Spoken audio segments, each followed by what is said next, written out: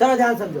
कल हम लोग देखे थे कि यूरोपीय नाविकों ने क्यों समुद्री मार्गों की खोज क्यों और की क्यों समुद्र के मार्गों की खोज की, क्या आवश्यकता पड़ी थी उनको कि समुद्री मार्गों की खोज करनी पड़ी, ये हम लोग कल देख लिए थे।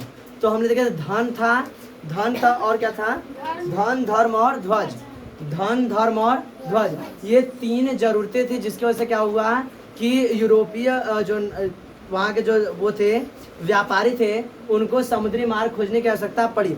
आज हम लोग देखेंगे उन्होंने कैसे खोज की, कि समुद्री मार्ग की खोज कैसे की। तो यही हमारा क्या आज का हेडिंग है कि हम लोग देखें कैसे समुद्री मार्ग खोज की। तो देखो हुआ क्या था कि हम समझाए थे कि जो यूरोपीय नाविक थे, एक मिनट रुक जाओ, जो यूरोपीय नाविक थे उन्होंने वहाँ के जो सुप्रतिष्ठित राजा थे उनसे बार बार आग्रह और निवेदन किया। उससे क्या किया, बार बार आग्रह और निवेदन किया कि आप मुझे कुछ जो भी ज़रूरतें होती है, जैसे धन हो गया, अनाज हो गया, और भी यात्रा करने के लिए जो आवश्यक चीज़ें होती हैं, उन सभी चीज़ों को पाने का, उन सभी से क्या किया, राजा से लेने का आग्रह किया। अगर आप हमें ये सारी जो वस्तुएं देते हैं तो हम लोग समुद्री मार्ग की खोज करेंगे, जिससे क्या होगा कि हमारा व्यापार और तेजी से बढ़ेगा।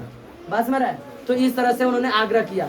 तो क्या बताओगे कि यूरोप के प्रतिष्ठा, अब राजा क्या हो गए, थोड़े से राजा क्या हो गए, अब मान गए, राजा क्या हो गए, मान गए। तो राजा मान गए तो यूरोप के प्रतिष्ठित राजाओं ने समुद्री यात्राओं का खर्च वहन किया। तो समुद्री यात्राओं का खर्च किसने किया, जो यूरोप के प्रतिष्ठित राजा थे, जो मतलब जो लग रहा था कि हाँ नहीं बहुत ही बड़े राजा थे, मतलब राजा तो थे छोटे मोटे, लेकिन उसमें जो बड़े बड़े राजा थे उन्होंने क्या किया, समुद्री मार्ग में जो खर्चा लगता था, आने जाने का जो खर्च होता था, जो अनाजें लगती थी, उनका खर्च किसने वहन किया, वहाँ के सब राजाओं ने। मिल गया क्या, हाँ सही करो उसको।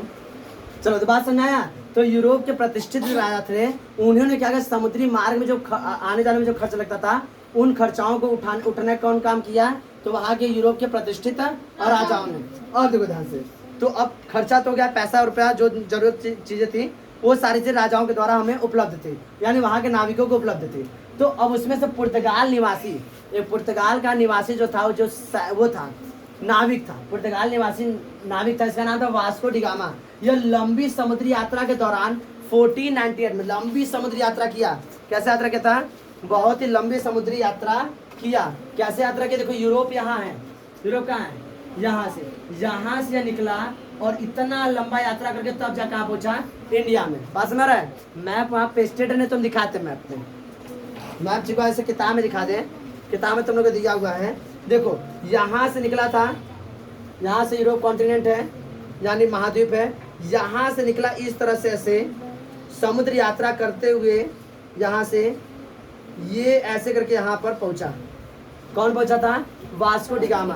तो क्या बताओगे कि पुर्तगाल निवासी नाविक वास्को डिगामा लंबी समुद्री यात्रा के दौरान 1498 में भारत के पश्चिमी तट पर पहुंचा। कहाँ पर पहुंचा, भारत के पश्चिमी तट पर पहुंचा, जिसका नाम था कालीकट बंदरगाह। क्या नाम था, कालीकट बंदरगाह। ठीक है, पुर्तगाल निवासी नाविक वास्को डिगामा लंबी समुद्री यात्रा के दौरान 1498 में भारत के पश्चिमी तट पर पहुंचा। कहाँ पर पहुंचा, पश्चिमी तट पर पहुंचा, इसका नाम है कालीकट बंदरगाह।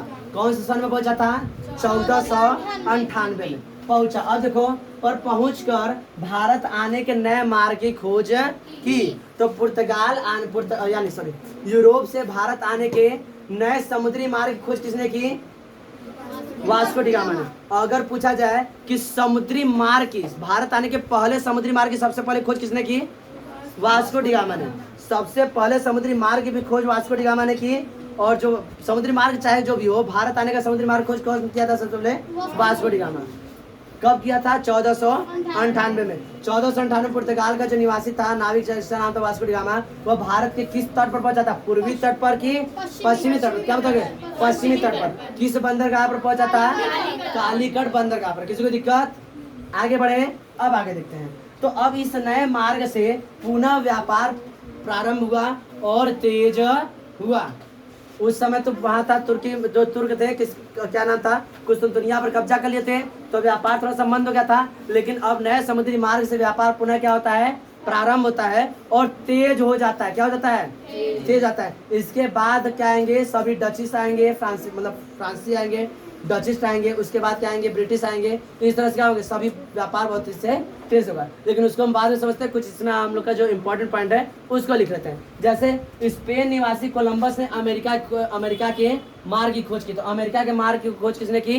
स्पेन निवासी कोलंबस ने। ऐसे भी क्वेश्चन आ सकता है कि कोलंबस कहाँ का निवासी था? तो स्पेन का निवासी था। कोलंबस ने किस देश के आने जाने के मार्ग खोज की? तो अमेरिका ने। किताब में ऐसे बोल देता है कि अमेरिका की खोज किसने की? अमेरिका की खोज ऐसे बोलता है कि अमेरिका की खोज किसने की? तो क्या बताओगे? कोलंबस ने। लेकिन तुम लोग अपना माइंड सेटअप सही करोगे कि उसने अमेरिका के नहीं, अमेरिका के आने जाने के रास्ते की खोज की थी। बात समझ रहा है? यूरोप से अमेरिका जाने के रास्ते खोज किसने की? कोलंबस ने। कहाँ का निवासी था? स्पेन का। किताब में इस तरह का समझता है भारत की खोज किसने की? वास्को डी गामा ने। तो बताओगे वास्को डी गामा ने की, लेकिन तुम लोग करेक्शन जानते हो कि भारत की खोज वास्को डी गामा ने नहीं की थी। उसने यूरोप से भारत के आने के समुद्री मार्ग की खोज किसने की थी? बात समझ रहा है? तो यूरोप से भारत आने के समुद्री मार्ग खोज किसने की? वास्को डी गामा ने। एक और इंपॉर्टेंट पॉइंट इसको लिख देते हैं, यूरोपीय नाविक। अब देखो, समुद्र में जब चलते हैं तो वहां पर दिशा का ज्ञान करना बहुत ही मुश्किल हो जाता है। तुम लोग को ऐसे छोड़ दिया जाए किसी अनजान जगह पे, तो वहां पर नए नए जगह जाओगे ना, तुम लोग सूरज देखकर परेशान, ये इधर से निकल रहा है सूरज, हमारे घर तो इधर से निकलता है। नहीं, थोड़ा सा तुम लोग दिशा भ्रम हो जाता है। तो ऐसे तुम लोग को समुद्र में छोड़ दिया जाए ना, तुम लोग दिशा ज्ञान नहीं होगा। तो वहां पर वो लोग समुद्री नाविक थे, वह दिशा ज्ञान किससे करते थे? तो कुतुबनुमा। किससे करते थे? कुतुबनुमा। तो क्या बताओ? यूरोपीय नाविक कुतुबनुमा की सहायता से रास्तों का या दिशा का ज्ञान करते थे। किसका ज्ञान करते थे? दिशा का ज्ञान करते थे। तो अगर तुमसे पूछेगा कुतुबनुमा किस चीज में सहायता करती, तो दिशा ज्ञात करने में सहायता करती है। तो कुतुबनुमा को दिक् सूचक यंत्र भी कहते हैं। कुतुबनुमा क्या है? कुतुबनुमा क्या है? कुतुबनुमा दिक् सूचक यंत्र। क्या है?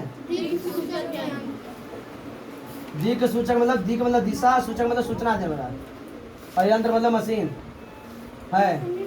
Good evening. क्या बात में? कुतुबनुमा क्या है? यह एक दिक् सूचक यंत्र है। इसमें किसी कोई दिक्कत?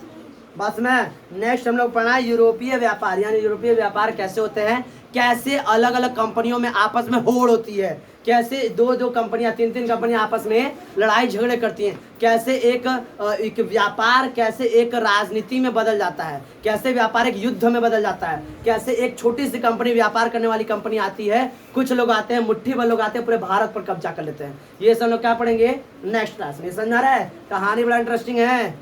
पसंद आ रहा है? इसको लिख लो पूरा।